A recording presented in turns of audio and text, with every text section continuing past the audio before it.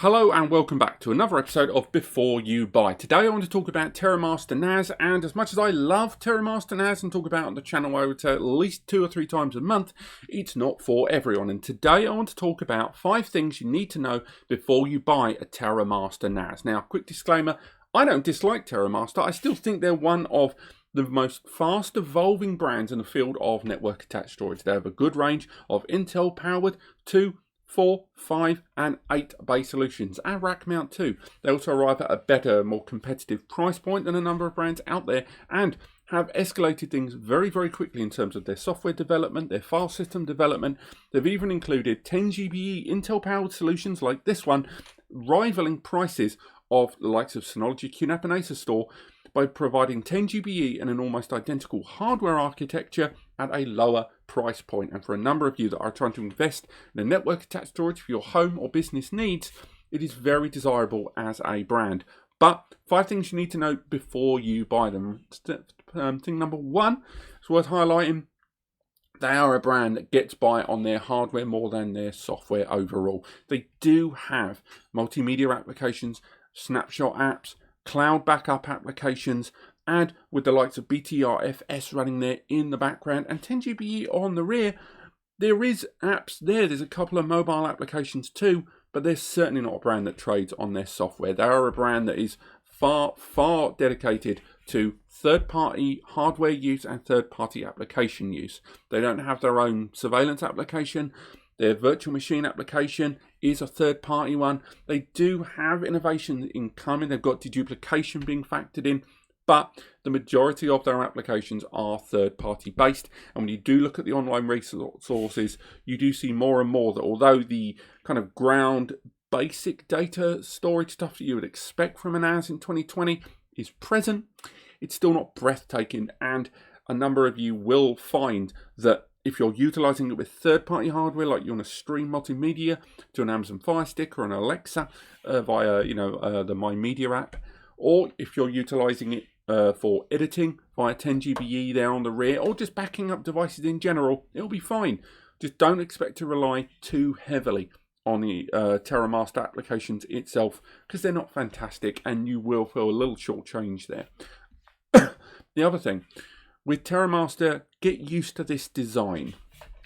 If this kind of design doesn't really work for you, if the idea of this being in your office or home environment isn't really doing it for you, then I'm sorry to say this is pretty much what you're going to get everywhere. Terramaster chassis are largely identical, and this is the design they've gone for. Fair play to them. It is uniform across the whole range. It would be very easy for them to suddenly go, oh, don't like it, ditch it, or jump ship early doors. But they haven't. Their range, although it has been tweaked over time, we've seen things like the handles arriving on the Thunderbolt series, or the chassis themselves getting a little bit more rounded on the edges. Over on the whole, chassis from Terramaster haven't really changed, and this is pretty much what you're going to get. So if you are going to be in close proximity to the NAS and you're not keen on this design, plastic on the front, metal around the edge, then I'm afraid it may not be the brand for you, because it may seem a bit dated to some of you, that design. I'm not hugely in love with it. It's one of the few things about Terramaster I can't really get on board with, but I know they have tweaked things over time, and for a number of us, the design is almost part of it. It says a lot about the brand, and I'm talking about Synology more so than anything there. Third thing you might want to know about Terramaster NAS as a brand before you invest in them is the GUI, the graphical user interface of their platform TOS does feels a little lacking. When you're utilizing it, whether you're setting up the device for the first time, if you've utilized a lot of higher, more expensive end NASs, when you use a Terramaster, it will feel a little bit hinky. I don't know the right word for it. You will just feel its limitations a little bit early doors. They have tweaked things in the latest version of TOS 4.1, I believe. At least at the time of recording, is still very good. But from the way the wallpaper at the background feels a little dated, and the applications install, and the way you install applications doesn't feel as background and fluid and cached as it does on a Synology or a QNAP. Terramaster as a NAS brand, and their graphical user interface in particular, does feel just a bit lacking. So if you're going to be using those first party applications that are present, and a graphical user interface on a regular basis, it isn't going to feel the same way it feels in a QNAP or a Synology. I can tell you that much. It just doesn't feel as responsive, and you're very aware that you're accessing something remotely in a way that is a little bit more absent on a QNAP or a Synology. Now, that graphical user interface and that slight feeling of friction when you're utilizing it, get used to it, because if you are going to interact with a Terramaster NAS quite a lot, you need a little bit more patience than you do on another NAS brand. Yes, you're paying less for it overall. You most certainly are in terms of hardware. This, for example, has got 10 GBE. It's got an Intel J3455 CPU, so it's a quad core with 4 GB of memory that can be upgraded. And it arrives at a price point lower than that of the Synology DS918 and 920. At the same time, the money you're saving, you're probably going to spend on time.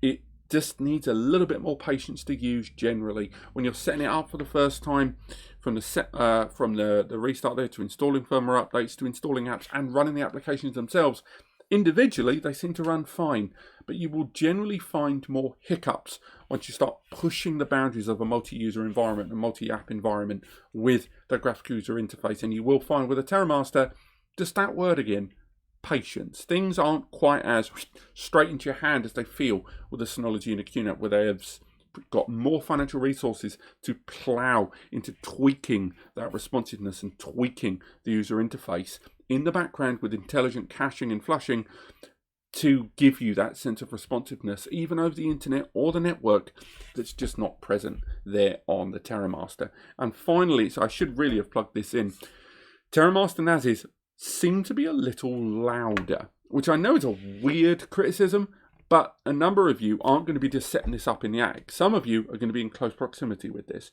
Now, whether it's because the chassis features more metal than most other NAS chassis that I've seen and talked about here on the channel, maybe it's the fans. They do seem a little bit more plastic fantastic without the light going nuts there in the background.